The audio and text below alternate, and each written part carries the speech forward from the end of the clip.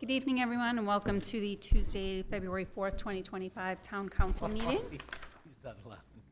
Madam Chair, I'd like to make a motion to leave non-public. Second. Motion to leave non-public session by Councilor Granessi, second by Councilor McEachern. On the motion, Councilor Chercello? Yes. Councilor Webb? Yes. Councilor Flood? Yes. Councilor Granessi? Yes. Councilor McEachern? Yes. And chair votes yes, motion passes 6-0. All right. Roll call, we'll start with that. No, because we're just about on ceilings. Just no. checking. Councilor Chercello? Good evening. Councilor Webb? Present. Councilor Flood? Yes. Councilor Granessi? Hello.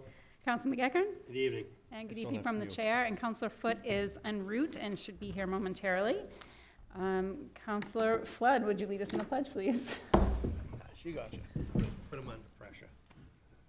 I pledge allegiance to the flag of the United States of America, and to the republic for which it stands, one nation, under God, indivisible, with liberty and justice for all.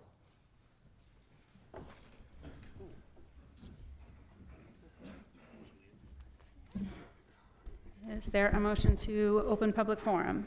So moved. Second. All right, there are lots of motions. A motion by Councilor McEachern, second by Councilor Granessi. All those in favor? Aye. Any opposed or abstentions?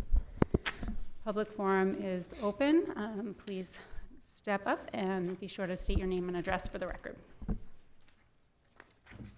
Oh, and Seeing anybody none rise online? online, Madam Chair. And seeing no one jumping to the forefront here, I'll make a motion to close the public forum. Second. All right, motion to close public forum by Councilor McEachern and second by Councilor Granessi. All those in favor? Aye. Noes or abstentions? Just lost that for a minute, okay. Moving on to the consent agenda. We have several items on here. Item 2512 to approve the non-public minutes from January 21st, 2025. 2513 to approve the minutes from January 21st, 2025.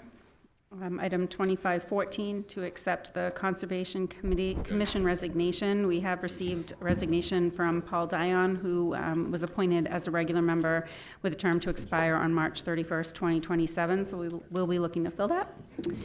Item 2515, Resolution 2025-008 to apply for and accept a gift from the Injury Prevention Center at the Children's Hospital at Dartmouth-Hitchcock. This is an amount that's less than $1,000, so we can put it under the consent agenda per Resolution 2023-039. Item 2516, our annual non-public minutes review. We did in non-public this evening, and we have we have recommended and now will vote to unseal the entire meeting minutes of March 19th, 2024 and August 13th, 2024, and to partially unseal the minutes of May 7th, 2024, July 16th, 2024, and December 17th, 2024. Do you want to do this all at one, or do you want to do them individual in the minutes? How do you want I to? think we can do, unless All at once? unless there's any abstentions, All at we can once? do it all at once. Yep. Madam Chair, seeing that there's no issues, I'm going to move to approve the consent agenda as published. Second. Motion by Councilor McEachern to approve the consent agenda, second by Councilor Granessi. On the motion, Councilor Chercello. Yes. Councilor Webb. Yes. Councilor Foote, welcome. Good evening. Yes. Councilor Flood. Yes. Councilor Granessi. Yes. Councilor McEachern. Yes. And chair votes yes, motion passes 7-0. All right, this evening, under Chair's report, we'll continue with our boards, committees, and commissions presentations. And we will start this evening with Derry Housing and Redevelopment Authority with Chair Ernie Sapier presenting.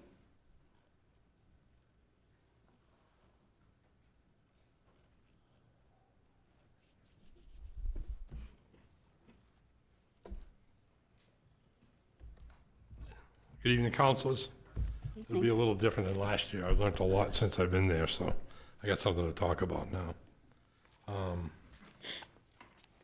The report that Melody sent over reads as, and I'm sure you all got, I hope you all got copies of it. She was pleased to submit the 2024 annual report for the Derry Housing and Redevelopment Authority.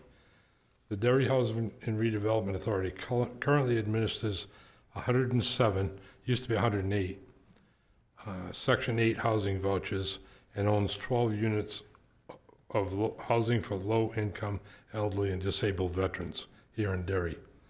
Presently, the DHRA's waiting list for assistance contains 233 applicants. Of the 233 applicants, 123 are currently Derry residents. So you got 123 of your people out there that are looking for someplace to stay where it's warm. A Derry resident applying today for a housing choice voucher can expect to wait approximately 4 years for assistance. Now, I'm sure all of you heard about what HUD has done with housing. They've cut the funding. They've told us to stop issuing vouchers. We had one person that came off the program. That's why we're down to 107 vouchers, because we had 108. But when that person came off of the program, we can't use that voucher no more, according to what HUD tells us. They've cut their funding towards the rent payments and everything like that. So it's beginning to get a little hairy out there in some places. The Derry Housing Redevelopment Authority is governed by 5-member Board of Commissioners, led by myself. The board is comprised of Cheryl Harvey, Christine, I never can say her name, Belangeron, Major Gary Thornton, and Joyce Fairbrothers. They're all commissioners, and Joyce acts as almost like a liaison to the people that are in the program, and keeps an eye on people that are in the program, make sure everything's going okay. Commissioners serve a 5-year term, and they change terms one person changes every year. That way it keeps a pretty well good, group of people in there that know what's going on. The 2023 physical audit was conducted, and the financial report indicated that we had no compliance issues. Everything was top notch. And that's been a number of years. Melanie has earned that reporting, that she does an excellent job on doing all the reporting and staying up with things for a HUD program. It is important to note that in addition to services provided to low-income residents of Derry, the Derry Housing Redevelopment Authority plays a role in the economics of the town as well. In 2024, the DHRA made approximately $1,226,000 in rental assistance payments to local landlords. That's quite a bit of money. She does a good job in handling things. Melanie, she's the executive director. She speaks about, and I wanted to speak about the job she does. She cares about those in the program and all others in need. When somebody comes to Melanie in need, she knows what to do to take care of them and where to send them. Excuse me. She oversees all the operations of our purpose to help, and she's here to help those in need of housing. We have a problem with getting some housing, as you well know, and getting apartments that we can recommend our people to. And there's been a bigger issue that came on with Fairways. The Fairways is now not going to renew their tax credit, whatever it is. They have a special funding, 38 special apartments over there that we use that are under a tax credit thing that they're going to do away with, and they're going to go to market pricing on their apartments for all of the people that are in there. They can't do it to people that are under a 1-year contract under the HUD program, but after that 1 year is up, they can do that and jack their rents up. Some people over there are going to see anywhere from $300 to $500 a month increase in their rents. Now tell me how you have somebody that makes Social Security or something like that, how they can afford that? I just don't know how they do it. We've had a few things that happened in the Derry Housing Redevelopment funding, and we've got some funds that we're going to make sure that our people that are in this program don't go without and don't have to worry about their rents or anything like that. We have to put in a little bit of money from our till we're going to go ahead and do that. We've already voted that with all the commissioners, and we all agreed to make sure that our people in the program don't go out in the cold. So we're going to take care of that. Other than that, everything's in pretty good shape. We Our biggest issue is having apartments. Like I said, the Fairways is changing their rules, so that's gonna hurt us with 38 people, but we think we're gonna be able to keep them in there for now. The Franklin Village is the one we deal with the most, and they're the easiest to deal with out of the bunch that we have. Now, all these new places that are coming in town, if you remember probably about a year ago when we started talking about them, I said here before the people that was up there and said, boy, wouldn't it be nice if when you start dealing with these people, that you talk to them about making sure that we had a few apartments that we could make sure that our people could go into. These aren't just the Derry Housing Redevelopment Authority. They're all the people that you guys up here are supposed to take care of and represent. That's you guys' job. Make sure that these people in this town are okay. So I'm just telling you what's out there. I mean, if you're not aware of it, you want to learn more. Jack's been coming to he's our liaison. He's been coming to the meetings. I think he's learned a lot about what we do and what goes on with the people that we deal with.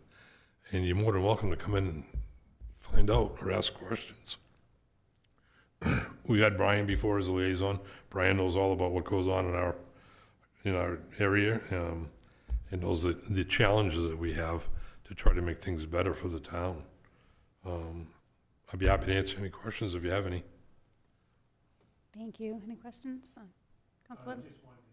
I know the answer. Then why ask it? On the, HUD has only approved, I believe, 95 vouchers. No, 107. Yeah, 107, but it has to drop down to 95. That's what they want us to drop down to. That's what they, So basically,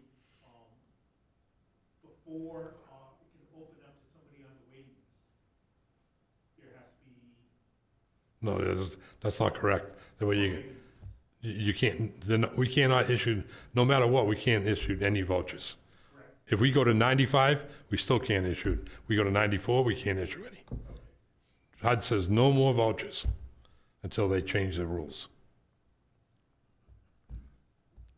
Council Chair Joe? Yeah, that was going to be my question. Ernie, you had mentioned you went from 108 to 107. And I was going to ask you, you can't get that one back that we lost. No, You can only go the opposite way, correct. which I don't understand. I don't understand what HUD's doing. You know, the situation with housing is critical. We all know that, affordable housing as well. So I don't get that. I don't understand what they're doing. So, but that's too bad because if someone passes away or, you got a waiting list. So that Oh, waiting absolutely. list is just going to continue to get longer and longer. We had just gotten that 108th voucher not too long ago. We were at 107 for a long time. And HUD was really generous and they gave us one more voucher. We thought we was really getting to be big shots. We moved up to 108. And then another person dropped out of the program at the same time the HUD was putting the brakes on everything. So that voucher's no good for anything. Yeah. Can't do anything with it. And Ernie, one last question.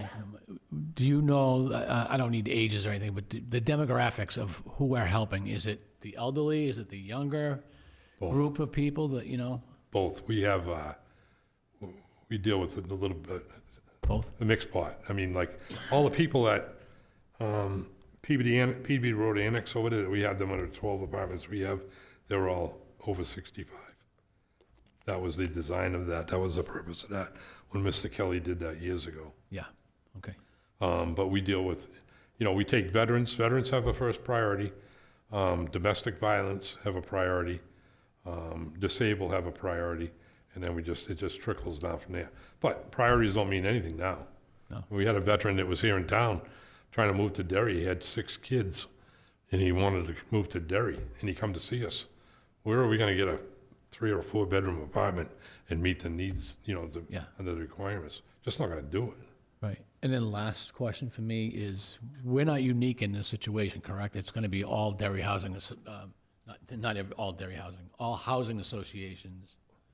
It's not just Every us. town is facing the same criteria, right? It's going, the numbers are- The whole state, the whole country is going through this. They've done it through the whole country. It's not just the state of New Hampshire.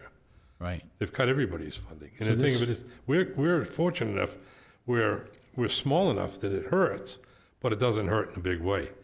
But, you get like Manchester and Nashua or somebody like that at Portsmouth, Yeah. they could be losing a lot. And I don't know how they're gonna do it. Just don't know how they're gonna do it. But, housing is, you hear everybody say housing is an issue. Everybody talks about housing being an issue. But there's another level to the housing issue, and that's the low-income people. They really have an issue.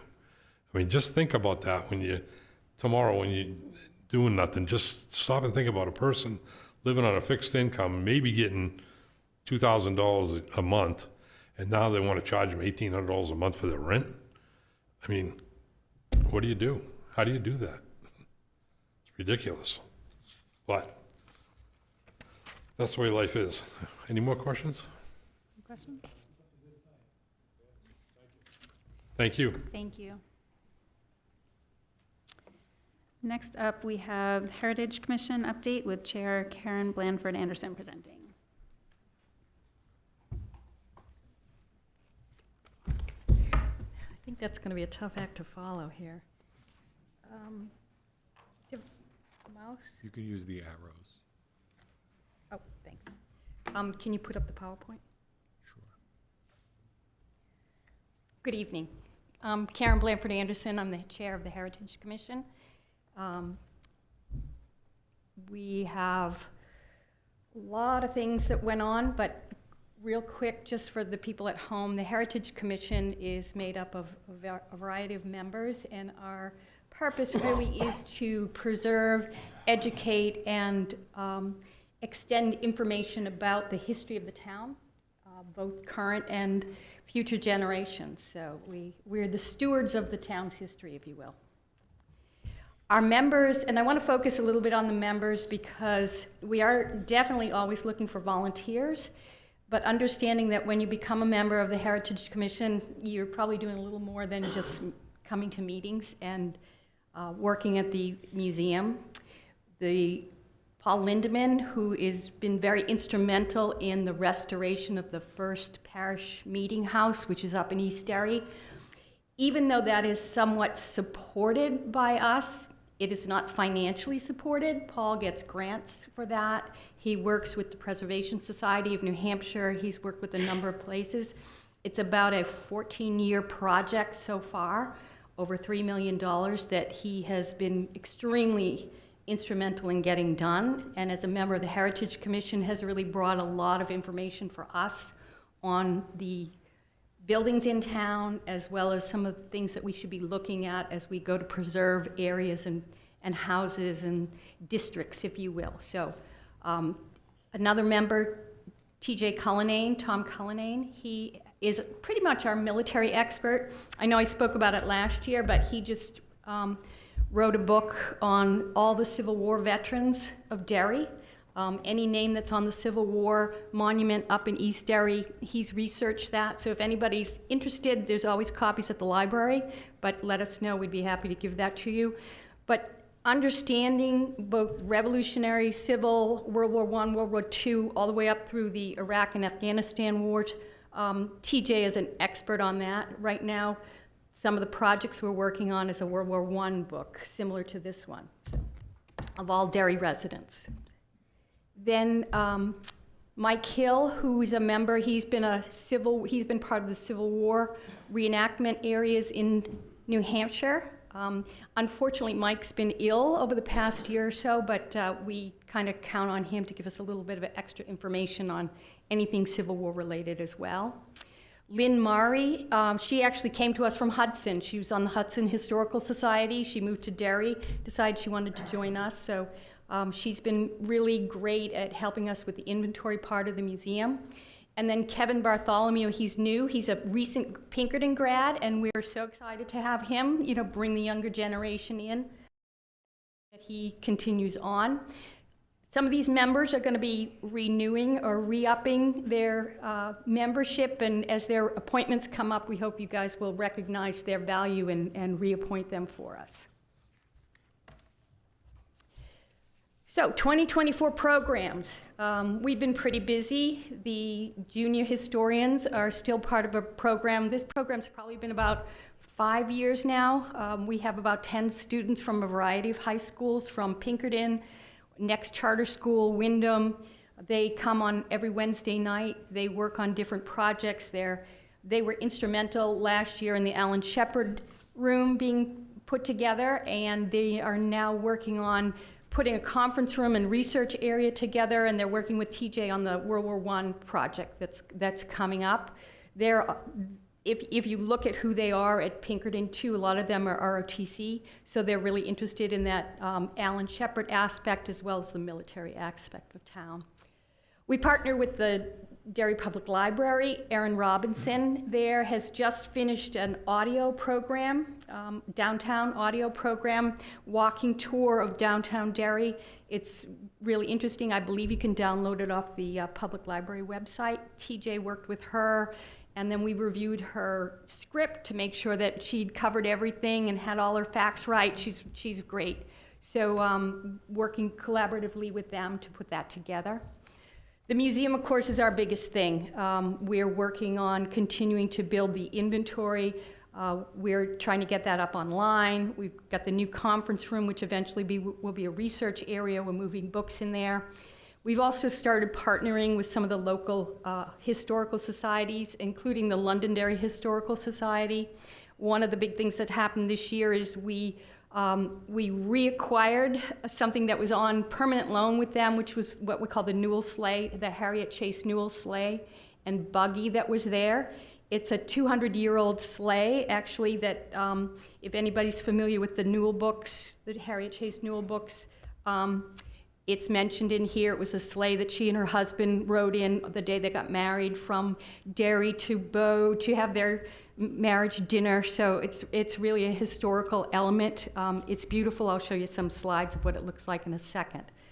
Some of the other outreach outside of Derry, we worked to help contribute to an article on Lafayette Springs, which is the water facility, bottling facility that was in Derry a number of years ago. Started out in Nesmith, on Nesmith Street, eventually moved up to Manchester. I think it's gone away now, but it was there. And then we do the display cases here in town. At the town hall, we've done 5 this year. Currently, the one is on the Derry Garden Club. It'll be up through the end of March, I believe, and then we'll put another one in there for the spring. As well as we have the Forest Hill Cemetery. And I know, Charlie, I know you were doing some things there. TJ was giving us some updates on what was happening on the Forest Hill Cemetery. But typically what the Heritage Commission takes care of is the older part of the cemetery, the founders section, and tours that go on there. If you ever have a chance to take a tour, one of TJ's tours of the cemetery, it's really, really very eye-opening and educational too, so. So I spoke about the Lafayette Springs, so it's in a magazine that's come out. It's a bottling magazine, but it was, we have pictures in it that are referenced from the museum, and talks a lot about how it started out here in Derry. And then, as I said, this is the Newell sleigh. So this is a 200-year-old sleigh. It's really in great condition for the age it is. It's currently in storage, but we're looking to see if we need to do any preservation for it. Mostly what we would probably do is just kind of peak up some of the color. We don't want to change anything. The patina is really nice on the little mural that's there. But again, if you're interested in a little more history about it, it's all in this book, and then I have a little bit of a blurb that later I can give you guys about it too. Our goals and objectives, currently we're just going to keep moving the way we are, both the museum, the library, the junior historians. We do have a Boston Post cane search we have to conduct. We've started, our Boston Post cane holder passed away in November. We kind of give it a little time and then we start the search again. Tina's been really good about giving me some names off of the registration. We've got about 4 people that we're going to start looking at over the next few days to start the process again for them. And then our primary goal, that's a little different than what we've done before, is just to get more visible in front of some of the boards and departments. Most of us know that there are 4 areas of Derry that are listed on the National Registry of Historic Places that we really need to protect. So we're going to do a little bit more outreach in that way, talk about what that means to be listed on the National Registry of Historic Places, and how important it is to the town of Derry. Part of their master plan in 2020 was to really focus on bringing people to Derry, attracting them, and those historic areas are part of what makes us who we are. And any questions? Questions? That was very good, thank you. What is the oldest Boston Post cane person we've had so far, do we know? She was 106, Dorothy Green. She was probably 6 or 7 holders ago. Oh, wow. Yeah. Yeah. We Amazing. had one recently that was 103 when she passed away, but 106 is the oldest. Wow. Sorry to hear about our recent Boston Post cane holder. I had not heard that she had passed. That's fortunate. Any other questions? Yeah. Councilor Webb? Just for clarification, could you explain what the qualifications of the sites are, the obvious the Boston Post case? Yeah, so the Boston Post case holder has to be older than 90, has to have lived in Derry at least 5 years, and I think that's pretty much it, those 2 things. So they have to be old and have, one of the reasons they have to live in Derry at least 5 years is sometimes it's a nursing home situation where you're coming from another town, you move to a nursing home here in town, and you've only been here a couple of months versus somebody who might be a couple years younger, but they've lived in Derry forever. We try to give priority to the person that has lived in Derry longer. I also want to give one plug for TJ's book. I have it already, and I have not read it cover to cover, but I pick it up often and just poke through and read a couple excerpts. I highly recommend it. Yeah, it's great. Yeah, it's a great book. Councilor Churchill? Yeah, thank you, Madam Chair. Karen, I just want to thank you very much. You've been chairperson for a few years now, and you do a fantastic job. I thank you very much. I learn a lot, and I've been a resident since 1985, but I enjoy it because when I am out selling real estate to people that are from not Derry area, I start bragging about, Robert Frost teaching at Pinkerton and Alan Shepard, and people are just amazed. The history in Derry is phenomenal, but you do a really good job. I wanted to thank you. Thank you. Appreciate it. There is a lot, and we have a lot of interest, the group that's here now, but we are so interested in bringing other people on board. You see a lot of times in social media, they post a postcard and everybody responds to it. It's like, if any of those are listening tonight, please get in touch with us. We'd love to have you on board. Thank you. All right, thank you so much. Thank you. Okay, moving along to Highway Safety Committee with Chair James Rowdy presenting. Okay, buddy.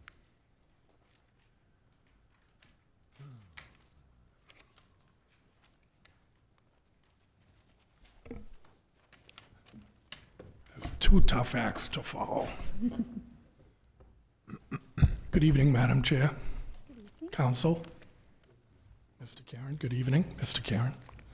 My name is Jim Roddy. I'm the chairman of the Highway Safety Committee, and I'm going to read the town report that was compiled by Mike Fowler, our current Director of Public Works. Derry Highway Safety Committee report for Town Council meeting 2025. The Derry Highway Safety Committee was originally conceived to provide a means to access state and federal funds to address safety issues within the town. The committee started in the late 1960s and received funds for ambulances, police vehicles, radar units, and many more worthwhile projects that are funneled into the town of Derry by the committee. The committee normally meets every 3rd Thursday of the month at 9 a.m. at the Derry Municipal Center in the meeting room on the 3rd floor. The public is welcome to attend any meeting. All safety requests must be submitted in writing, and forms are available online at www.derrynewhampshire.org/highway-safety-committee. In 2024, January, February, September, and November. There were no meetings in March, April, June, July, August, October, or December due to no agenda items.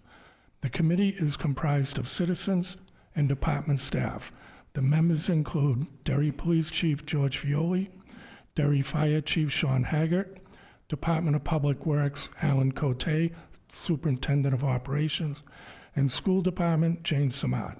Thank you to the appointees for their leadership: James Roddy, Chairperson; Jody Nelson, Co-Chair; Randall Chase, Walter Deo, Ron Goldthwait, Scott Savad, and Jill Jamro as our recording clerk. We're always looking for new citizen members. This past year, we reviewed 8 cases having to do with safety concerns. These issues range from general safety/speeding concerns to requests for guardrails, signage, streetlights, stop signs, and traffic studies to determine average speed of traffic. The committee did not have any site reviews come forward of proposed building projects to ensure public safety for motorists and pedestrians coming or going for these sites. We are always looking for new citizen members. If you're interested, please complete the Derry Community Volunteer Form found on our website at www.derrynewhampshire.org. Respectfully submitted, Michael Fowler, DPW Director. And that's it. Any questions? Thank you. Questions? Councilor Churchill? Thank you very much for all the hard work that your committee does, even though you didn't meet a lot of times, but I know sometimes the citizens will have safety issues, but I'm going to guess that with Exit 4A and a lot of things that are happening, that committee will probably start getting a little bit busier, I think, with... I'm certain it will. Yeah. I'm certain it will. But I wanted to thank you. Every person that comes in is very passionate about their concerns. And I like to say that we meet their compassion. We're just as compassionate about meeting their needs. And you're right, we didn't meet too many times. That's a double-edged sword. And you can look at it like, well, everyone's comfortable with how the town's running, but also at the same time, I think it speaks to how busy some people are. When they reach out and they find out you got to come in and fill a form a week before or a month before, and you're encouraged to show up, I think maybe they'll have second thoughts about whether they come forward or not. Yeah. But thank you for all you do also. So, any other questions? Can I just clarify on that about if citizens have a concern, they fill out the form, they don't have to be at the meeting, it's just encouraged? Or, because I think Correct. that is sometimes, I've had a couple people be like, I can't come at 9 a.m. on a Right. weekday. No. They're encouraged to. They absolutely do not have to. I would say it's probably 60-40 not coming. Okay. More people, we're just reading the forms that they fill out. And with that, I would recommend anyone with a concern be very concise. The committee is very concise. Alan Cote, congratulations to him for retirement. May God give him all the stamina you need to watch as much Paw Patrol as his grandkids are gonna encourage of him. We already know he does that. Even Mike Fowler is his last month, from what I understand, in that position. He's gonna, I believe, replace you, sir. So there are going to be some changes on the committee, but the people on here was written the citizen volunteers. If it's okay, I'm going to read them one more time. Randall Chase, Walter Deo, Ron Goldthwait, Scott Savad, they're regulars forever. I've been on it almost 8 years with the exception of COVID, and they came long before I did. And with Alan, you sit there with Alan, and I just sit there with my jaw open at some of the information that he has to share. So he'll be a great loss, but the new gentleman coming in, Clint's going to do a great job too. So I don't want to bore you. If there aren't any other questions. Okay. Well, thank you very much for your time, everybody. Thank you very much. Our last presentation this evening is the Net Zero Task Force with Secretary Tom Cardin presenting.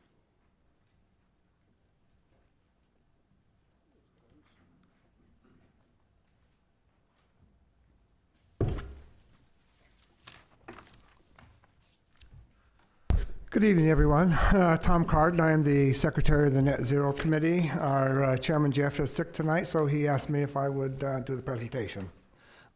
So, 2024 results, solar, 2.2 megawatt solar project at the landfill is finished with regard to design and permits.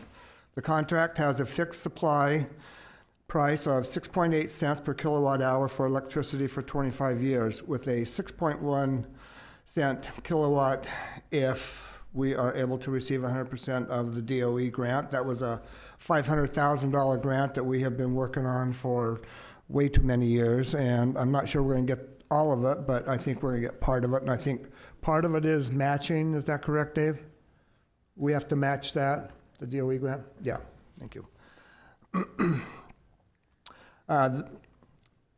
The landfill project is projected to be completed by quarter 2025, meeting the town council's goal of net zero by 2025. Start of the construction is in the spring 2025, weather permitting. Schools. Assisted in review of federal grant for electric school bus charging infrastructure. Also, solar credits from a public solar deployment are being investigated. Electric vehicles and charging infrastructure for EVS. Lost a CMAQ funding due to error by New Hampshire DOT. The money may be in jeopardy due to political situation. Review of EVs on the market, gave the Public Works recommendations for the first 2 vehicles to be purchased, including federal tax credits. Subcommittee for the Community Choice Aggregation investigated a new partner, CPCNH, that has a 2-year track record of lower rates. Recommendations on hold pending legislation on utilities' ability to shed risk on supply rates, and also waiting for new rates in the summer. Solar production at the town fill land site and a potential school solar deployment will increase the present savings of $900,000 a year of energy costs for the town to over $1.25 million within the next 2 or 3 years, with much higher savings if electric rates return to their higher levels, inflation projections, and we do kind of predict that.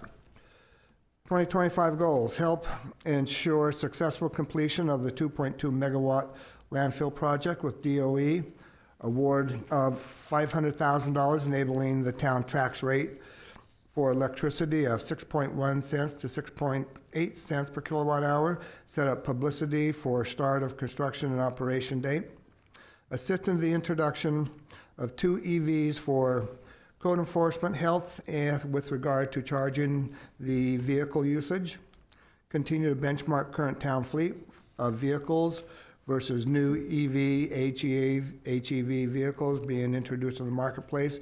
EVs have demonstrated 50 to 75% fuel cost savings. Assist schools with grant opportunities, community education on energy savings initiative, finish community choice aggravation program for third-party suppliers of electricity to residents, and continue to lobby for legislation to promote renewable energy savings and clean air initiatives with state participating in PUC hearings when appropriate. Any questions? Thank you. Questions? Good? Okay. Good. Thank you. Thank you very much. That was our last presentation. I want to thank all the chairs who have presented over the last 2 meetings. It is, I think someone said they're very, very informative and very helpful. Learn a lot every time we do them, so thank you for putting them all together.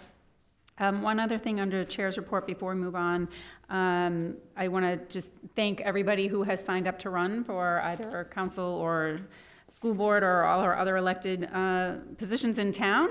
Reminder, we'll say at every meeting, vote on March 11th, and also to help you decide on who to vote for, there will be candidate forums. The school board candidates, the forum will be on February 19th.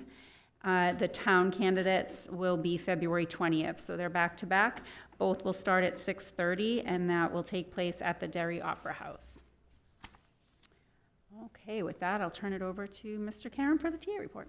Okay, thank you. Our CFO is with us this evening to present our financials for Q2, which ended December 31st, and it represents halfway through our fiscal year. Mark?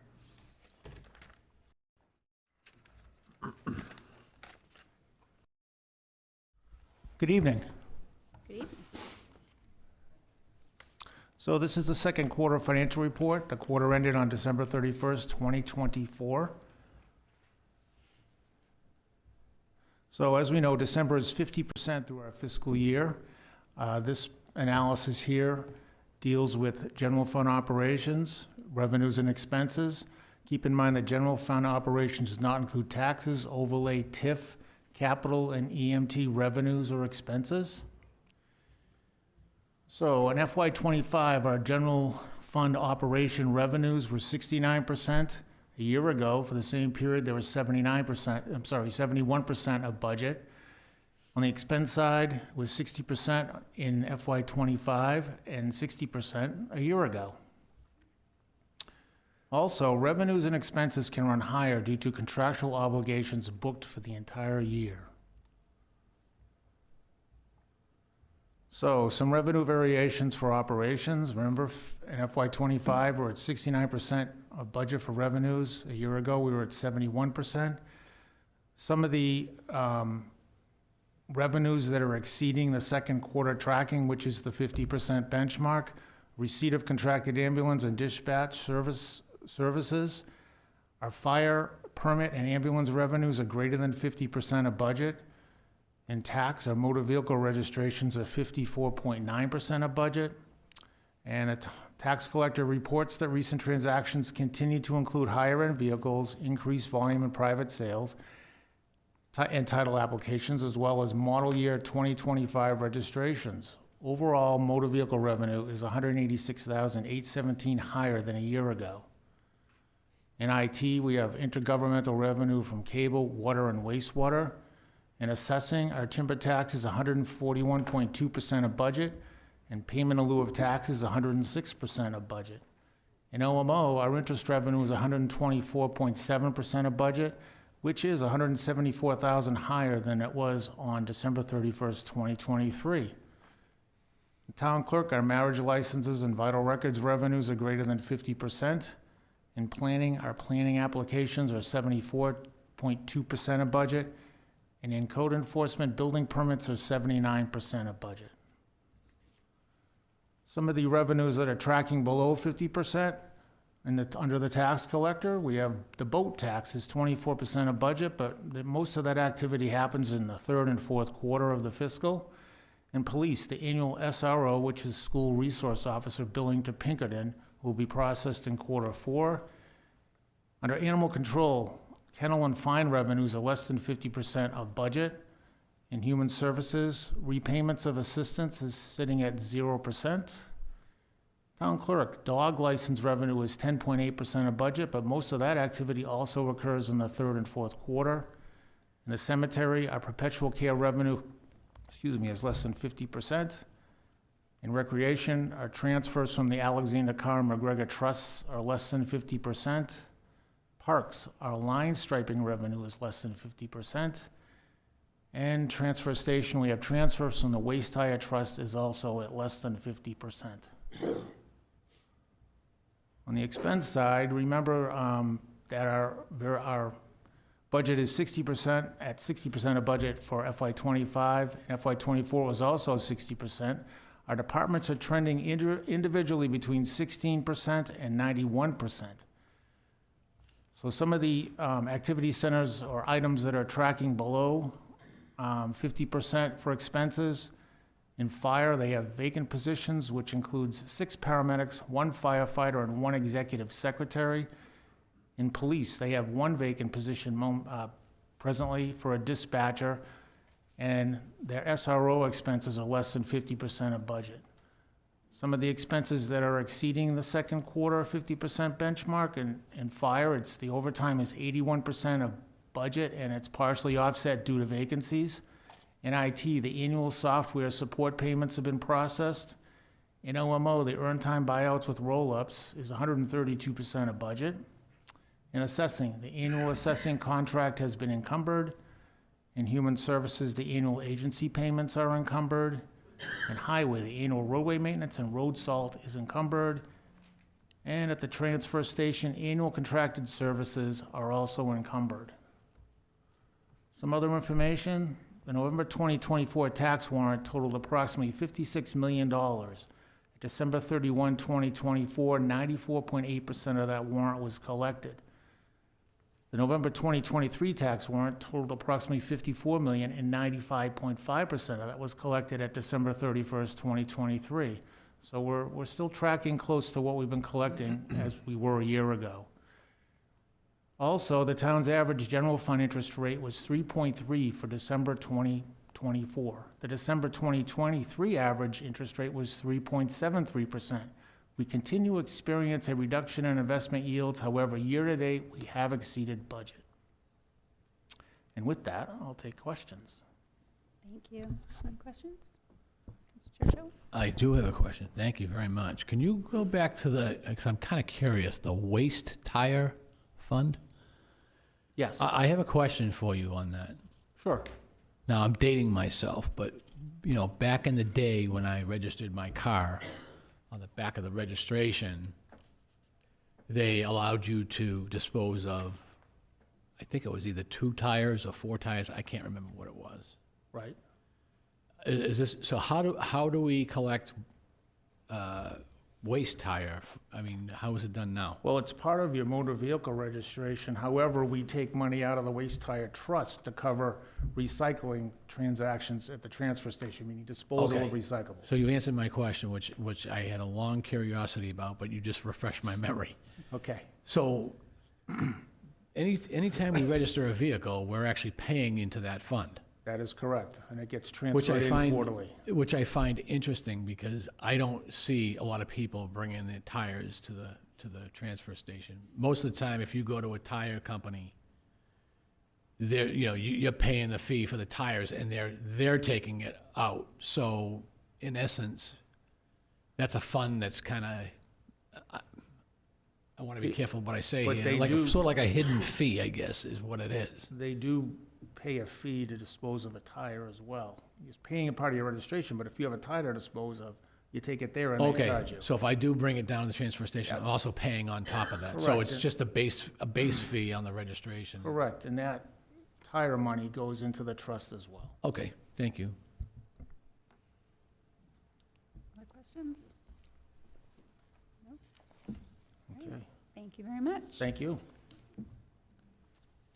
Yeah, continue to look at finances, just to share information, is that typically when the town bonds, we go through the New Hampshire Municipal Bond Bank, and they sell their bonds in January and July of each year. So the most recent sale from last month, the rates which they received from their sale range from 3.08% for 5 years, and a 20-year bond was 3.84. And you recall, we sold 25-year bonds for the fire station 3 years ago, and we received a true interest cost rate of about 3.66%. Regarding legislation, there are 3 bills that we're focusing on. The first one is HB 405, deals with storefront human trafficking, which also occasionally is fronted as massage parlors. That bill is before the Criminal Justice Committee. It was originally poised to be a study committee. However, the committee is looking to enact some additional regulations which would help us to better license and manage these issues. Representative Leon filed a bill, but Representatives Foote and Nelson have taken the lead on the bill, and Representative Foote's going to provide an update to the council at the February 18th meeting. At that point, we hope to have some more concrete recommendations from criminal justice. Senate Bill 115 was heard this afternoon. It is to appropriate $28.87 million to NHDES to implement Phase 2 of the Southern New Hampshire Regional Water in Connection Project. That's a project which water from Manchester is sold to communities south of Derry, and Derry's responsibility is to convey that water through our community. So if that passes, there'll be another number of infrastructure improvements to our water system, paid not by Derry taxpayers and not by Derry ratepayers. It'll be funds from outside of the community. And the third bill, again, this one was heard today, it's HB 147.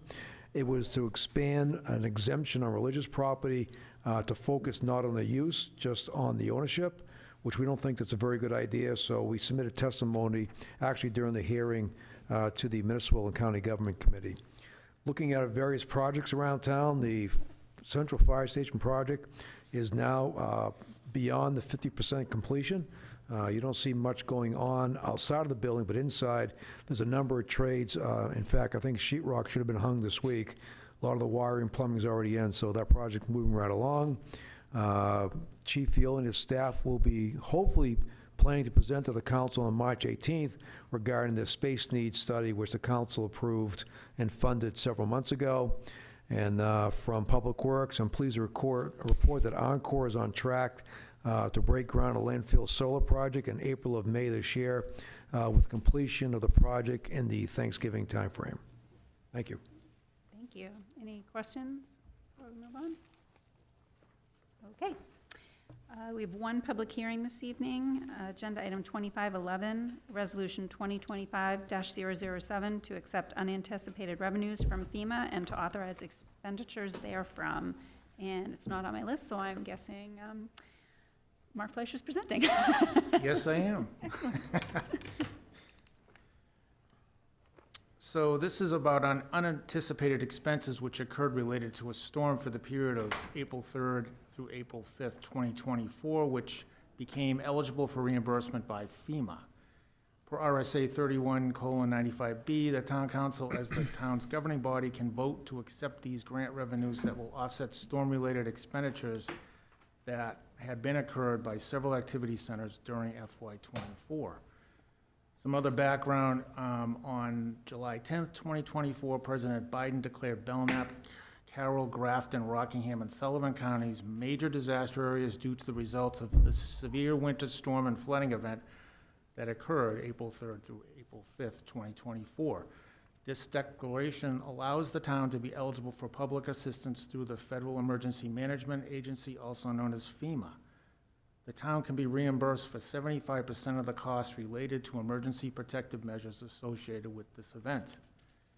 In FY25, it was determined expenses totaling $51,640.46 were eligible for 75% reimbursement. That works out to be $38,730.36. Storm-related expenses included emergency protective measures performed by fire, police, and CERT volunteers, down trees, branch removal, and snow removal performed by highway, and due to widespread power outages, pump station generator usage managed by the water and wastewater divisions. Motion to open the public hearing. All right, motion to open public hearing in a second. All those in favor? Oh, Aye. you weren't done?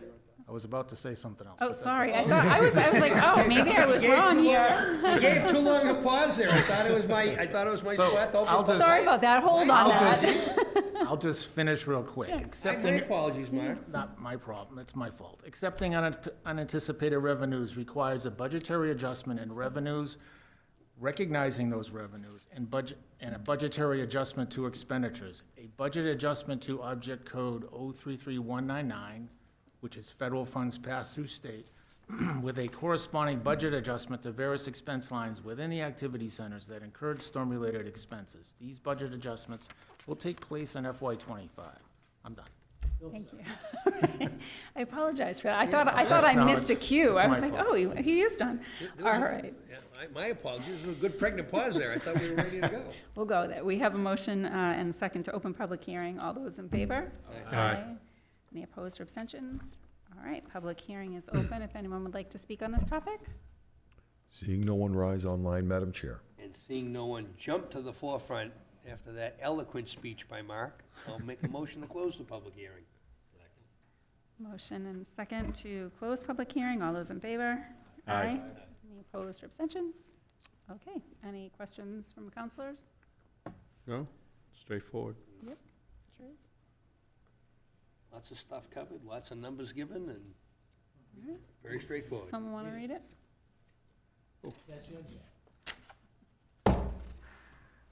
Want me to read it? Okay. Doug should read it. Doug, it's like next to last meeting, want to bro. read You want to do it, Doug? All right, resolution 2025-007. You sure you don't want to read it, Doug? To accept unanticipated revenues from FEMA and authorize expenditures therefrom. Whereas section 915 of the town charter authorizes the town council to accept funding from other units of the government, and whereas the town experiences a severe weather event on April 3rd to 5th, 2024, which resulted in significant use of town resources to respond and recover, and whereas the magnitude of the storm qualified the town for assistance from the Federal Emergency Management Agency, FEMA, and whereas FEMA recently issued a notice of award, and whereas the fire department requests authorization to expend a portion of these FY24 funds, now therefore be it resolved in council pursuant to RSA 3195B that the town administrator is hereby authorized to accept $38,730.36 from FEMA as reimbursement for expenses incurred responding to the severe weather event of April 3rd and 5th, 2024. Further, to authorize the town administrator to accept these funds and transfer into the expense account as listed below. Resolution shall take effect immediately upon its passage, February 4th, 2025. And the attachment is to the resolution, Madam Clerk. Is there a second? All right, motion by Counsel McEckern, second by Counsel Chiricello. On the motion, Counsel Chiricello? Yes. Counsel Webb? Yes. Counsel Foot? Yes. Counsel Flood? Yes. Counsel Granessi? Yes. Counsel McEckern? Yes. And chair votes yes, motion passes 7-0. Thank you very much. Thank you. And last item, new business, agenda item 24119, resolution 2024-072 to convey town land on Central and Abbott Courts. Town Administrator Dave Karen presenting. Thank you. The council will recall, as part of the master development agreement with the Lansing Melbourne Group, the town will be conveying some land at Abbott Court for the construction of mixed-use development over 2 phases. The council has followed the provisions of RSA 4114A, which requires 2 separate public hearings, which was held by the council in your last 2 meetings.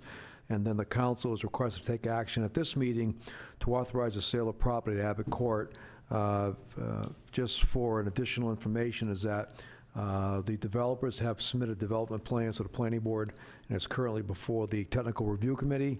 So we suspect that sometimes in March or April, it will be before the planning board, and that'll be one of the conditions whereby we'll then look at to actually effectuate the sale of the property at that location. So I would request the council adopt resolution number 2024-072. Thank you. Any questions from the council before we, this one? Councilman McEckern, you've been trying to read this for 2 meetings, so you should read this one. Is this the one? This is the one I keep telling you, we're not ready yet, Oh, but we're ready. we're ready now, and I'm not, so. But thank you, Madam Chair. We just flipped to the last page. I appreciate your patience. Resolution 2024-072 to authorize the sale of property at Abbott Court, where Section 5.1 of the Town Charter designates the Town Council as the governing and legislative body of the town, and as such is empowered to purchase and convey real property for the benefit of the town, and whereas the Town Council previously authorized Resolution 2021-075, a memorandum of understanding with LMGNH LLC to investigate the potential of developing Abbott Court, and whereas the Town Council recently authorized Resolution 2024-066, a master development agreement with LMG NH LLC, which sets forth the terms and conditions of the development of Abbott Court, and whereas the master development agreement requires the town to deed parcels or portions of parcels to Dear MF Abbott LLC to accommodate the development of Abbott Court, now therefore be it resolved in council that the town administrator is hereby authorized documents necessary to effect the sale and property transfer of parcels, portions of parcels, 5 Abbott Court, 3 Central Court, 1 Central Court, 2 Central Court Extension, consistent with the plan approved by the Derry Planning Board. Resolution shall take effect immediately upon passage, adopted February 4th, 2025. Second. Motion by Counsel McEckern, second by Counsel Granessi. On the motion, Counsel Chiricello? Yes. Counsel Webb? Yes. Counsel Foot? Yes. Counsel Flood? Yes. Counsel Granessi? Yes. Counsel McEckern? Yes. And chair votes yes, motion passes 7-0. Counselor comments or liaison reports? Counsel Webb? I just have one quick one, and hopefully, maybe the next time that the fire, Chief Haggard or a member of the fire department's here, they can do a much better job and talk about it. But they're going to be passing out to bystanders at many of their calls this card with a link to access community mental health. And it has to do with that sometimes people are bystanders, my wife was one once, at serious events. And there's a concern, you know, are these people being exposed to PTSD and other mental health concerns? I think this is a great resource and a great idea that they've put together, and it really should be them that touts it. So maybe the next time that they appear before us, they can give a short 5-minute presentation on the program. But I'll pass these down to some of the other members. Get a few. Thank you. These are great. This is a great idea. I definitely think we should try to get someone in to talk about it at the next meeting. Yes, we're going to be real busy. Any other councilor comments?